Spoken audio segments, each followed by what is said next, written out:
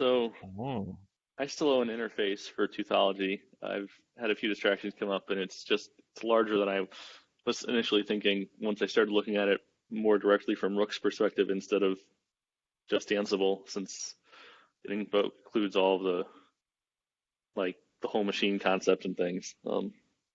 But I am plugging away at that. Um, Hopefully, and should have more. Well, maybe not this week. I'm getting on a plane soon to go over to DevConf in Europe conference, but soon. Um, the thing I know that's going on is Kier's pull request for the calc option, just to easily look at um, the tests that are going to be generated from a suite, which I know we're discussing on the PR what the best way to do that is if we just want to. I think the last thing was Voss was suggesting maybe we just add a quiet option to the existing dry run. Although there's the difference there. The dry run, of course, wants to go through the whole download repositories and thing or Git repos thing. So I'm not sure. Um, but I definitely do like the idea of having fewer code paths to accomplish similar things, so we don't have them diverge without noticing, because that would be bad. If not, we can maybe just generate a test that'll run both commands on a repository we know it's the same and make sure they have the same output. Um, Deer, you got anything for us? I don't know, just nothing new. Cool. You're Sebastian. How are things? Uh, I don't have anything. I'm trying to get build the 2.11 out with multiple, false starts. Oh, sorry. That's about it. I don't know. We don't talk about make test here, do we? We haven't. That doesn't mean we can't. It's testing. Yeah, I have an outstanding PR that's been worked on, and I'm not sure if we have anybody who's actually intimately know what is involved.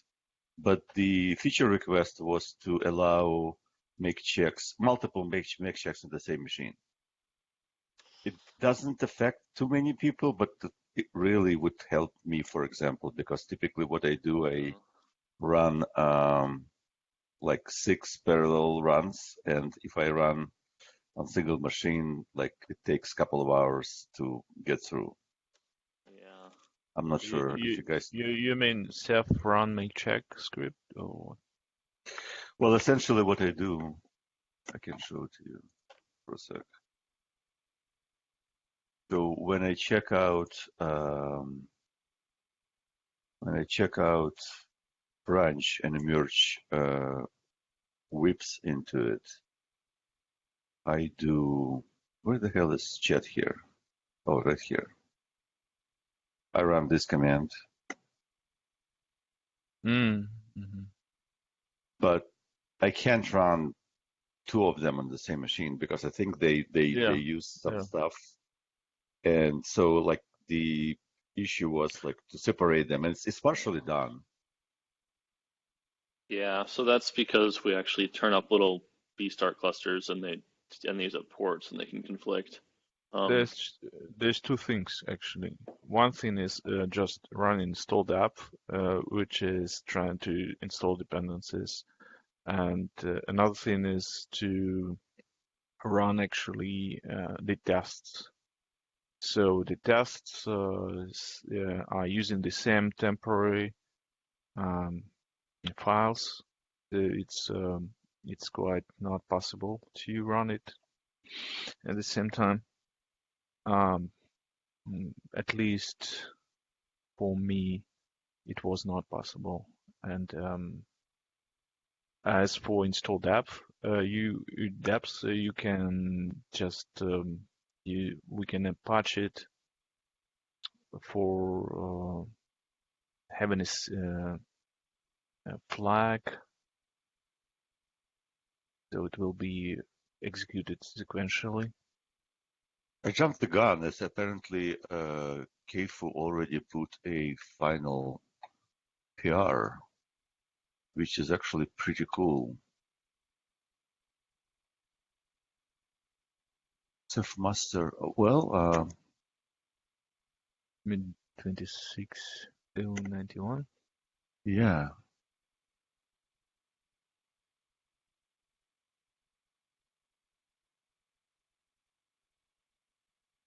Oh, interesting. Just So I need to test it, but I guess I can test it only for. the problem is that it's not a good way of testing this because different tests can be run in different order because of make tests or nature. And if one time it passed, another time it can fail. So you just have to fix a test one by one if you face with some of failures. Well, I guess at least it's kind of smooth somewhere. We'll see. Okay, that's interesting.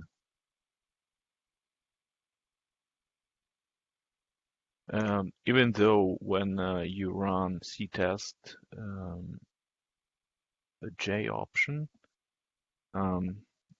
I've faced with this kind of issues within one run in the several times ago because the order of the tests, which can be run in parallel, can be different from time to time. So within the one execution. So and if as far as more as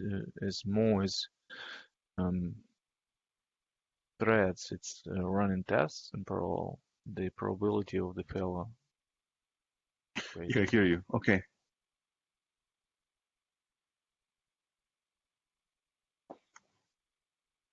That's all for me. Sebastian? Yeah, I do have something. So who is going to validate the Ansible orchestrator? That thing is actually working.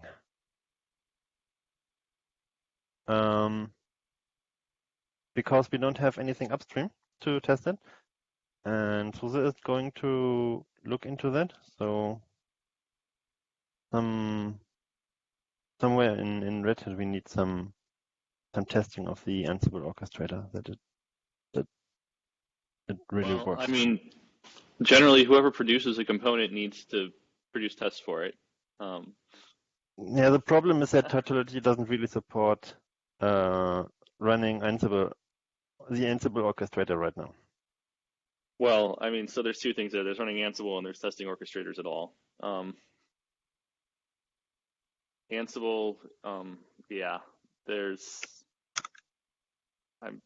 I really wish I'd gotten that interface for what the sort of deployer, what Tutelage sort of expects of the Ceph deployer pieces, because that'll get needed done before we run Ansible in general.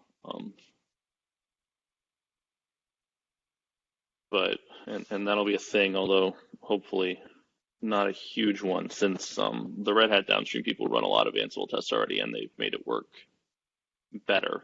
It's not all, it doesn't do everything that the sort of native Tutelage stuff does, but it does a lot more than it used to. So yeah, I noticed that I was kind of hoping that Noah would get to the SSH orchestrator first, so I could at least set up the orchestrator interfaces and some basic tests there. Yeah, me too. But I mean, yeah, if you're worried about the validation, that like, yeah, it's a thing that's going to need to happen, and there's Yeah. not anyone we can count on to do it. I thought that as soon as I did the interface, I was going to do the Ansible installer, and I still think that's pretty likely, although Rook has jumped up in importance, so I'm not certain yet which of those I'll be devoting my time to. So my But plan was to look into Rook a bit more in the yeah, next few weeks to yeah, make sure that the code actually works. So Tim is working for in the deep sea part of the orchestrator. So yeah. that thing will also be tested. The only thing that is really not tracked, at least from my perspective, is the Ansible orchestrator right now. Okay, yeah. Who's building that right now? Juan Miguel, Okay. I don't know if you know each other. I don't think so. I don't think so. No. Is he in your group or is he on mine? To the Uh,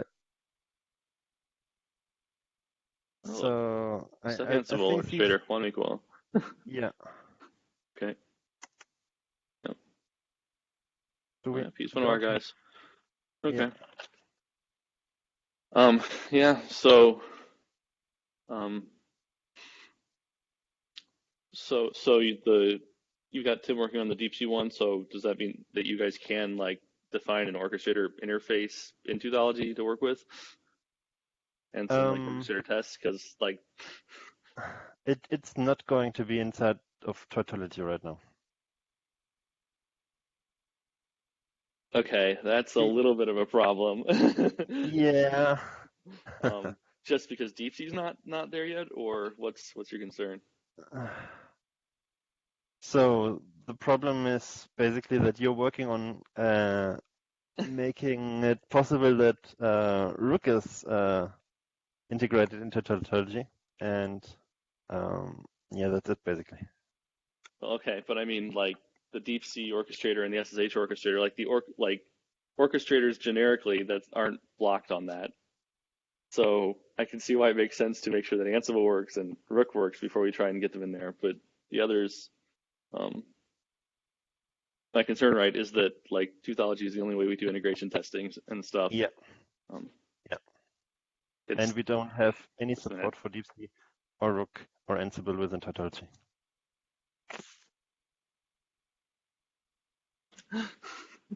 um, sorry about that, guys. Um, yeah, I'm sorry. I had someone come in and poke at me, and I lost the last statement or question there. So tautology doesn't support Yeah, Ansible, it doesn't support right. Rook, it doesn't support DeepC, it does support nothing that would help in any way for the orchestrator. So I'm Well, totally there's the screwed. SSH one. Except for the SSH one, yeah. Yeah. Well, so here's the thing. The reason it got that way is because the people who did those things didn't build support into Twoology, and now their components aren't tested with all the rest of the Ceph components. Um, so yes, you are in a very unfortunate position. I'm leaving today, so I can't promise like on an airplane, so I can't promise to do anything immediately to fix that. I guess maybe you can bring that up as an issue to as many people as you can. The fact that like none of those systems work with it, because basically Twoology worked well for a while and people relied on it, but people building new pieces didn't like those deployers didn't add to it, and now it's causing trouble. Yeah. I, And the orchestrator is really something yeah, alien to the rest of the Ceph code base. yeah. I'm a bit Mhm. relying also on downstream testing Yeah. from SUSE because yeah, we also we are both integrating our product into the orchestrator, and yeah, so Yeah. downstream is a bit supposed to make sure it also works, even though we don't have really good upstream testing. Yeah. I actually don't know what the timing is that we're working on for these. Do we think these are going to be are these going to be available in Nautilus in the release? The orchestrators? They are supposed to be in Nautilus, yeah. Okay. Okay. So it's still all just manual testing right now, or what do you Do you have a contingency plan? Well, right now, my plan is to trust the guys who develop the orchestrators that everything works. Okay. And right now, John Spray left Red Hat. He built the Rook orchestrator, so actually no one really looks into the Rook orchestrator, and Jeff Layson only Okay. looks into the NFS part of the orchestrator Yeah. and is not really caring about the rest. So yeah, that's a bit unfortunate. Yeah. Well, at least that was probably the skinniest orchestrator. And it's Maybe the it's not. most I'm just assuming. it's the big problem with the Rook orchestrator is that there is no tight connection between the orchestrator and Rook. So if Rook itself changes, no one really looks into the orchestrator. So it's Yeah. getting out of date really quickly. And All right. so my idea was to remove code that doesn't work if it's not used. Yeah. Okay.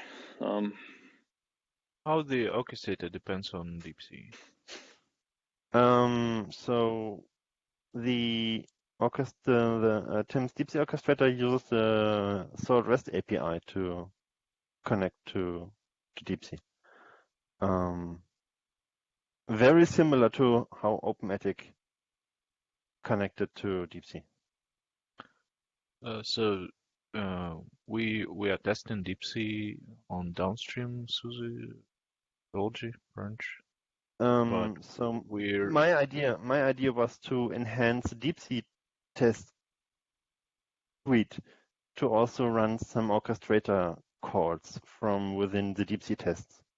yeah, it's kind of another test case to all of our suites, like which we can add to tier 3 or tier 4.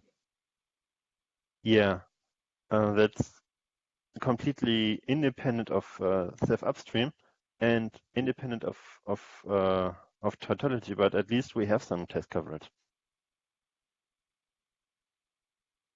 Yeah.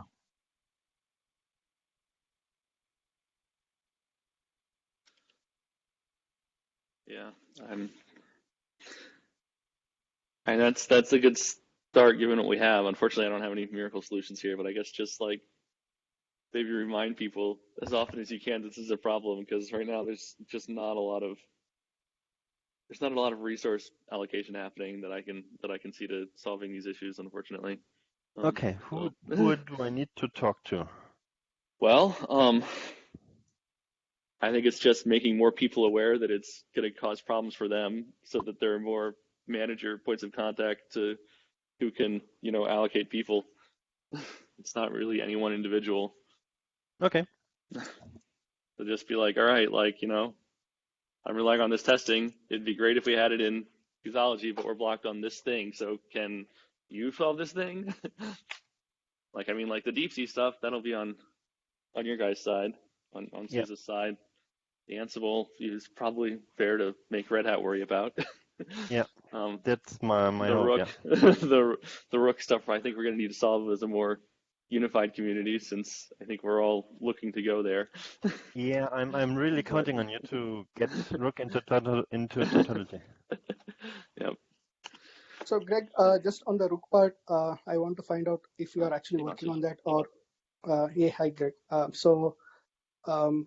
I joined because I just wanted to know some update on Rook. I mean, if anyone is working, because even I'm planning to look up to. Yeah, so I meant to get this out a couple weeks ago, and I got distracted. It's a little larger because I've been thinking about Rook more explicitly. My first thing was to just sort of define the we need to have a conversation with the community about what interfaces make sense for that inside of Qthology, because for instance, Qthology has a concept of machines that you can install packages on, and we'll need to either a Rook deployer will need to just like make sure those packages are available in every container it deploys on the machine, which probably won't make sense, or we'll need to like have some way of munging the difference between machines and hosts with pods and containers running on them. but to set up an interface. And I am working on like and I've like written down all the functions that like the Ceph task provides to external users and the config options that it relies on that you can set that we're going to need to re-implement in an Ansible or a DeepSea or a Rook Ceph deployment system.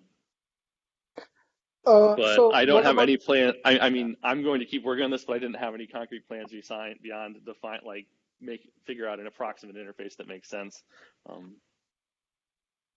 but I mean, orchestrator is one level above, but what about is there any thought into how like Well, either K8 or Kubernetes or OpenShift upstream interfaces being thought about? well, so that's what I'm saying is like that. The orchestrator would be a separate thing. Like the orchestrator test interface would be a separate thing. This would be for like the replacing the Ceph task and the install task, or maybe not replacing them, but like re-implementing pieces of them. But no, no one's figured out how to do the Kubernetes install and Mm-hmm. access yet. Okay, so there were a Dan couple of mentioned to me investigations. Mm-hmm. some. Oh, if you have like looked at this, then you should talk. No, I did look at a couple of installers. There is actually 4 or 5 different variants. So I don't know which one will solve the problem for tautology, but I've been exploring. The K8 installer has its own way of doing things because there are 4 or 5 different variants. They have to support Amazon, AWS, GCE, and then the bare metal. So it's just getting dirty. I mean, the moment the playbooks try to do all that stuff. So yeah, so there is 1 or 2 installers we can use it as is from the upstream Kubernetes or OpenShift upstream. So so I was just exploring the options there. So, but then again, how it actually integrates with tautology is still a big with Rook is still a big still has to be open discussion. Yeah. Yeah, so Minikube is tempting because I think it's just one command and that's really fast, but then you're stuck on one machine. I think Dan mentioned that we had some playbooks that I don't remember if they're Ansible playbooks or something else, but some install scripts that I think Sebastian Hahn had that could do a couple of machines pretty easily. But yeah, I haven't looked into that part at all because like there were some people who were at one point pushing for us to have a permanent install. I don't think that's probably what we're likely to end up with, but that'll need to be part of the conversation. Okay, if I figure out something which is likely a good fit for tautology, maybe I will just mail it to CPI list and Yeah. I can get inputs. Well, probably Ceph Devel. Oh, sure. Yeah. Yep.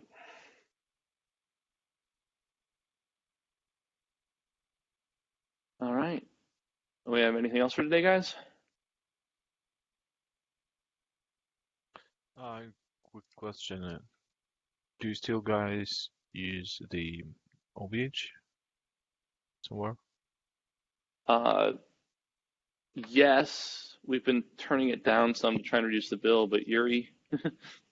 We do use it. We have a couple of suites that I think must run on OVH.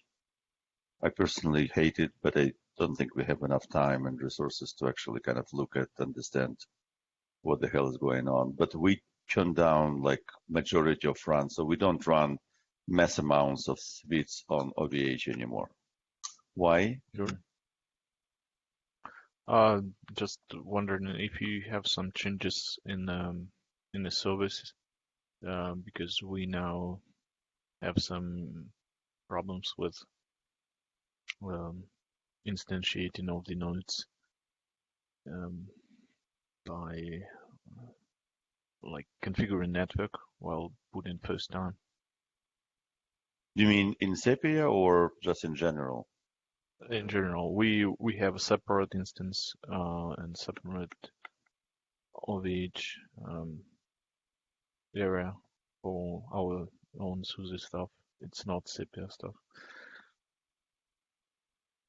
You mean OVH changed what they were letting you do, or Yeah. yeah. So our images have a newer version of Cloud Init, and that's why it looks like not supporting it, and generates some network configuration in ifconfig files. So they are not configure network correctly. Yeah, I'm not. I know we ran into some problems because I think they turned off nested virtualization, which broke our the Jenkins slaves we were running there or something. But I don't know what other Really? changes have been made. We Yeah, still have it, like, because we run some of um, uh, virtual background tasks, which is using nested virtualization for testing. And well, maybe I misunderstood that, but I think that's what I was told. I know they've made some changes to the like machines they offer, but I don't know the details. Okay. But yeah, I think our OVH runs are continuing to run as well as they ever have. It's all in Popito, so you can go look at them. Yeah. Okay. All right. Well, that's everything. Then thanks much, guys. I'll see you next week and hopefully have some news for you, Sebastian. Okay. All right. Bye. Thanks much. Yep. Thanks. So. Bye. Bye.